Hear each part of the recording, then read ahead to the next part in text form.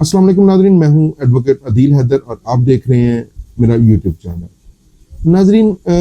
Income tax की return अभी तक जो उसका फॉर्म है वो अभी तक अपलोड नहीं किया गया। तो जब तक हम ये वीडियो बना रहे हैं अभी तक उसका फॉर्म अपलोड नहीं हुआ, मगर हम कुछ ऐसी वीडियोस बना रहे हैं जो आपको इनकम टैक्स की रिटर्न फाइल करने में बड़ी हेल्पफुल साबित होंगी। आज हम जब इनकम टैक्स की रिटर्न फाइल करने के हवाले से बात करेंगे तो चंद ऐसी जो चीजें हैं, जो चंद ऐसी गलतियां हैं जो बहुत सारे लोग करते हैं, और जब हमारे पास अपील के मौका पर जब हमारे पास आते हैं तो वो गलतियां हम देखते हैं कि जी ये at the time of filing of return ये गलतियां हुई हैं।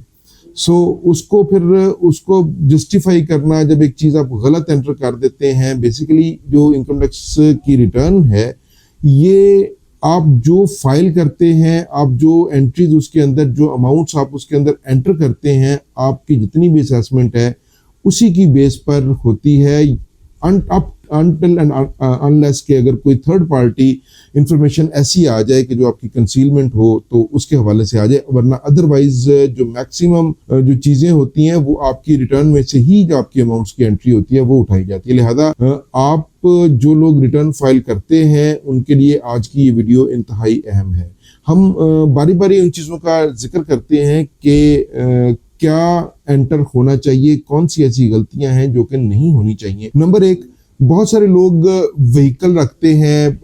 गाड़ियां रखते हैं, और जब वो गाड़ी सेल कर देते हैं तो उन्हें ये कंफ्यूजन होती है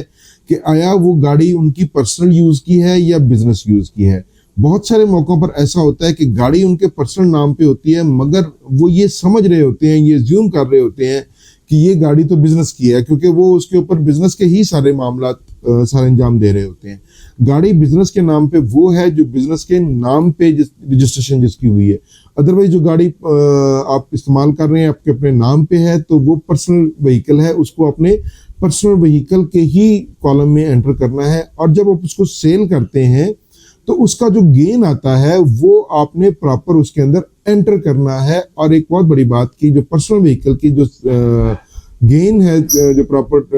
गाड़ियों का सेल करने का, उसके ऊपर टैक्स नहीं है। इसके ऊपर जो ट्राइब्यूनल की बेशुमार जजमेंट्स हैं, अभी रिसेंटली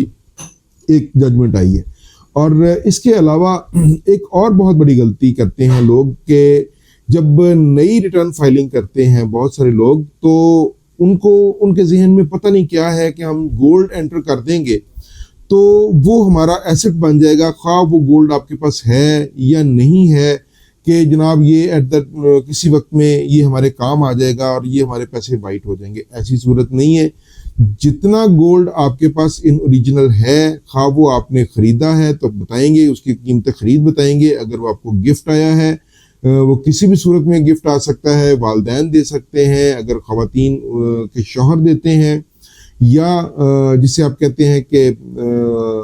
जो at the time of marriage दिया जाता है वो भी गिफ्ट ही होता है, तो उसको आप एज अ गिफ्ट एंटर करेंगे। जो खरीदेंगे उसकी आप बाकायदा जिस अमाउंट पे आप खरीदेंगे वो आप उस अमाउंट को एंटर करेंगे। इसके ऊपर हम एक वीलॉग बना चुके हुए हैं कि उसके ऊपर टैक्स होगा, आप वो वीलॉग देख सकते हैं, हम डिस्क्रिप्शन में उसका लिंक लगा देंगे, या हमारे यूट्यूब चैनल पे भी आप सर्च करके उस वीडियो को देख सकते हैं। इसके अलावा वेल्थ स्टेटमेंट में बहुत सारे लोग ये समझते हैं कि मैं जो अगर कोई बैंक स्टेटमेंट या कोई एसेट छोड़ दूंगा तो वो कंसील रहेगा, मगर अब हकीकत ये है कि एफपीआर का जो इदारा है वो इतना विजिलेंट हो गया है, इतना अपडेट हो गया है कि वो तमाम इदारों के साथ मुंसलिक हो गया है। लिहाजा अगर अभी आप जो है वो कोई चीज़ छुपाएंगे तो ये आपकी खामख्याली होगी कि वो कोई चीज़ छुप जाएगी और आप उसको छुपा सकते हैं। वो किसी भी वक्त वो मंजर आम पर आ सकती है, क्योंकि जब भी कोई एफबीआर का एल्गोरिदम जो है वो उसके साथ एआई का एल्गोरिदम आपके साथ अटैच हुआ तो वो माफ़ कीजिएगा, तो वो आपकी वो जो कंसील चीज़ है डेफिनेटली वो आपके सीएनआईसी के अगेंस्ट ही आपने खरीदी हुई है, या अगर कोई बैंक अकाउंट है तो वो सीएनआईसी के अगेंस्ट ही चल रहा है। लिहाजा अब आप कंसीलमेंट का जो आपका कॉन्सेप्ट है कि हम ये चीज़ लेंगे तो नहीं बताएंगे, तो वो अब ख़त्म हो गया है। एक और बहुत बड़ी जो गलती है वो ये लोग करते हैं, बहुत सारे लोग करते हैं कि उन्हें किसी चीज़ की परचेज के लिए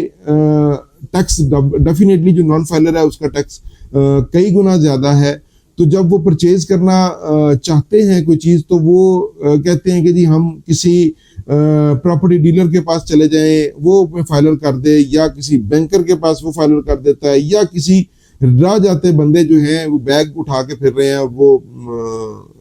मैं वो ये समझता हूँ कि वो टैक्स कंसल्टेंट तो नहीं है, वो लोगों का बेड़ा गर्क कर रहे हैं। क्योंकि वो करते क्या हैं, वो करते ये हैं कि वो नील की रिटर्न फाइल कर देते हैं, जीरो रिटर्न फाइल कर देते हैं, ना उसके अंदर आपका एसेट डिक्लेयर करते हैं कोई, ना उसके अंदर आपकी कोई आमदन डिक्लेयर करते हैं, ना ही जरिया आमदन आपकी डिक्लेयर करते हैं। और अगर आप